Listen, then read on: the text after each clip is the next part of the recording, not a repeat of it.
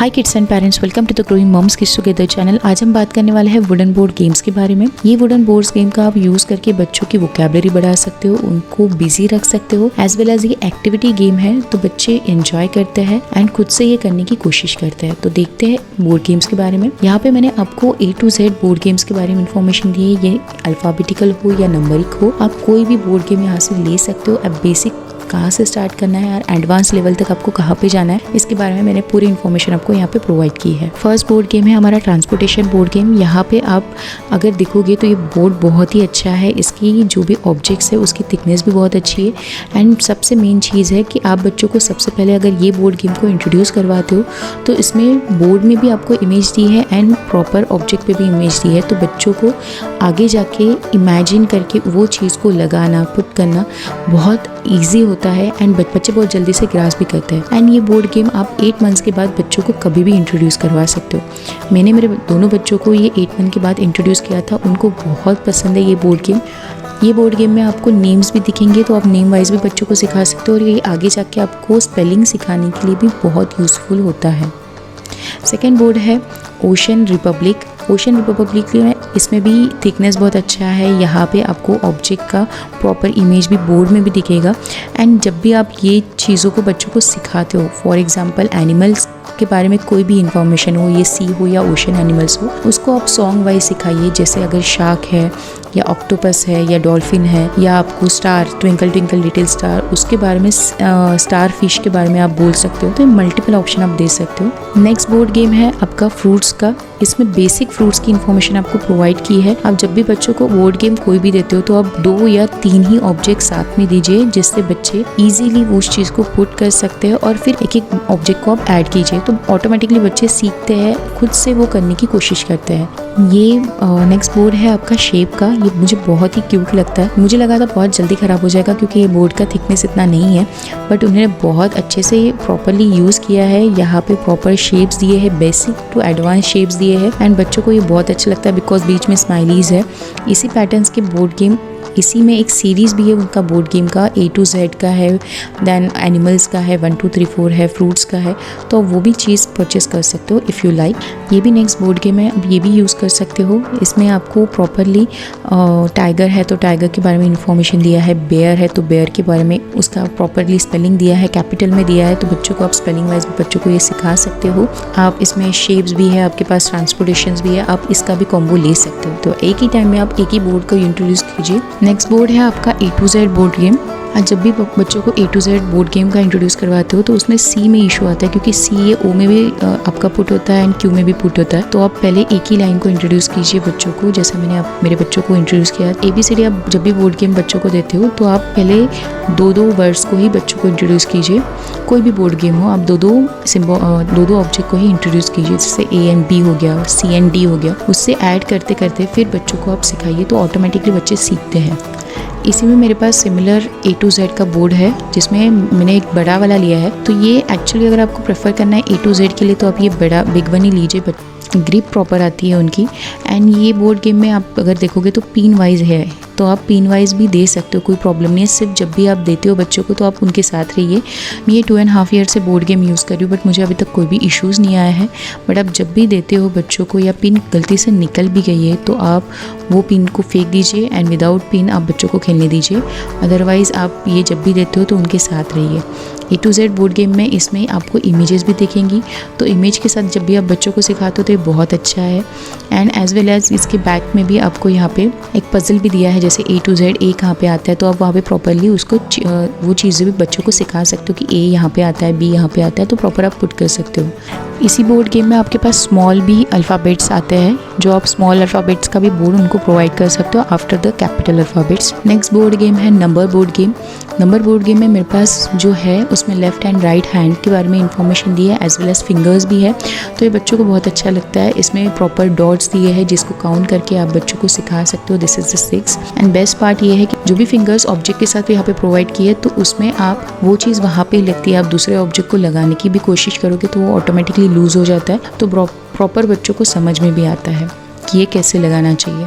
इसमें थोड़ा स्टार्टिंग में इनको फिंगर्स लगाने के लिए टाइम लगता है, बट ऑटोमेटिकली ये बोर्ड गेम में आप फिंगर्स भी सिखा सकते हो, लेफ्ट राइट हैंड भी सिखा सकते हो एंड 1 to 10 भी सिखा सकते हो। इसमें और एक चीज़ है कि 6 and 9 में यहाँ पे प्रॉपरली उन्होंने डिफरेंस दिया है, तो वो डिफरेंस को प्रॉपर बच्चे सीख के समझ के प्रॉपरली यहाँ पे ऑब्जेक्ट को यूज़ करते हैं। नेक्स्ट बोर्ड गेम है वाटर एनिमल्स। ये वाटर एनिमल्स के बारे में आपको यहाँ पे इन्फॉर्मेशन दी है। यहाँ पे 10 ऑब्जेक्ट्स उन्होंने दिए हैं। इस बोर्ड का भी थिकनेस बहुत अच्छा है बच्चों को सिखाने वाइज, एंड इसका कलर कॉम्बिनेशन भी बहुत अच्छा है। जितने भी बोर्ड्स गेम मैंने अभी तक आपको दिखाया वहाँ पे आपको स्पेलिंग दिखेगी, तो वो स्पेलिंग वाइज आप बच्चों को जब भी सिखाते हो, क्योंकि उनको कैपिटल एंड स्मॉल आइडेंटिफाई करना आता है A to Z, तो स्पेलिंग वाइज भी आप बच्चों को सिखा सकते हो। नेक्स्ट है बर्ड। इसमें भी आपको 9 to 10 बर्ड्स के बारे में इंफॉर्मेशन प्रोवाइड है। इसमें आप पिजन्स के बारे में या क्रो के बारे में एक वॉइस निकाल के भी बच्चों को सिखा सकते हो, जैसे पिजन कैसे करता है या क्रो कैसे काव काव करता है या पैरट कैसा करता है, तो आप प्रॉपरली बच्चों को दिखा सकते हो। एंड इनका कलर कॉम्बिनेशन इतना अच्छा है कि बच्चे अट्रैक्ट होते हैं। नेक्स्ट है अल्फ़ाबेट एनिमल पजल। इसमें A to Z एनिमल्स के बारे में आपको इन्फॉर्मेशन दी है। For example A for alligator, B for bear, C for cow. तो ये बच्चों को सिखाने के लिए A to Z wise animals की उनकी प्रैक्टिस भी होती है, एंड ऑटोमेटिकली बच्चे को आइडेंटिफाई भी करना आता है कि इतने एनिमल्स हैं। मैंने जब ये बोर्ड गेम दिया था तो मुझे थोड़ा लगा था डाउट। मैंने जब ये बच्चों को बोर्ड दिया था तो मुझे लगा था बच्चे सीख पाएंगे या नहीं, बट कोई भी नहीं है। आप जब भी बच्चों को सिखाते हो तो 2 and 3 ऑब्जेक्ट के साथ स्टार्ट कीजिए एंड एक एक लाइन को आप लीजिए। जो बच्चे फेमिलियर है, जैसे मंकी के साथ है, लॉयन के साथ है या रैबिट के साथ है, तो वो ऑब्जेक्ट के साथ जो फेमिलियर है वो ऑब्जेक्ट पहले सिखाइए, एंड आफ्टर दैट जो नए एनिमल्स इंट्रोड्यूस आप करवाते हो बच्चों को तो आप वो भी करवा सकते हो। इस बोर्ड गेम में आपको A to Z पूरा अल्फ़ाबेट्स भी दिया है, जिसके थ्रू आप प्रॉपर वो एनिमल्स, A फॉर एलिगेटर है तो आप एलिगेटर को वहाँ पे पुट कर सकते हो। नेक्स्ट है अल्फ़ाबेटिकल वेजिटेबल्स। इसमें भी आपको A to Z वेजिटेबल्स के बारे में इंफॉर्मेशन दी है, जिसे आप इसका देख सकते हो। थिकनेस भी बहुत अच्छा है। इसमें भी कलर कॉम्बिनेशन बहुत अच्छा है। आप मशरूम के बारे में, लेमन के बारे में या रेडिश क्या होता है, ये आप सारी चीज़ें बच्चों को दे सकते हो। टोमेटो क्या रहता है, जो फेमिलियर भी है बच्चे के साथ, एंड जो चीज़ें फेमिलियर नहीं है वो भी आप बच्चों को यहाँ पे सिखा सकते हो। ये बोर्ड गेम मैंने वेजिटेबल का लिया था, बट ये बोर्ड गेम में एक ही इशू था कि इसका थिकनेस बहुत कम था। इसका ऑब्जेक्ट का जो कलर कॉम्बिनेशन था वो बहुत अच्छा था, क्योंकि बच्चों को आइडेंटिफाई करना बहुत ईजी जाता था। तो बोर्ड खराब होने के बाद भी मैंने जो उनके ऑब्जेक्ट्स है वो चीज़ों के साथ बच्चों को सिखाना स्टार्ट कर दिया था, जैसे ऑनियन है, पोटैटो है, टमाटो है, तो ये भी चीज़ें आप बच्चों को सिखा सकते हो। नेक्स्ट है आपका प्लैनेट। मैंने जब सारे बोर्ड्स दे दिए तो मुझे थोड़ा लगा कि प्लैनेट के बारे में बच्चों को इन्फॉर्मेशन होना चाहिए। ये बोर्ड गेम मुझे बहुत अट्रैक्टिव लगा था, बट इस बोर्ड गेम में एक ही इशू है कि आपका मून एंड मर्क्यूरी जो है वो बहुत छोटा ऑब्जेक्ट है, जिससे बच्चे को मुंह में जाने के चांसेस बहुत रहते हैं। वो खाने की बहुत कोशिश करते हैं। तो अब ये जब भी बोर्ड दो तो आप ये मर्क्यूरी एंड मून को आपके सामने ही यूज़ अगर हो रहा है बोर्ड तो तभी उनके पास दो, अदरवाइज़ आप ये चीज़ों को रख दो। बट यहाँ पे आप स्टार का इन्फॉर्मेशन दे सकते हो, एस्ट्रोनॉट का इन्फॉर्मेशन दे सकते हो, बहुत अच्छी चीज़ है। नेक्स्ट है आप ये एक all in 3-in-1 puzzle game है। इसमें आपको वॉच भी दिखेगा, नंबर भी दिखेंगे एंड एज वेल एज आपको शेप्स भी दिखेंगे, तो ये भी आप बच्चों को दे सकते हो, नंबर्स, शेप्स एंड वॉच के लिए भी।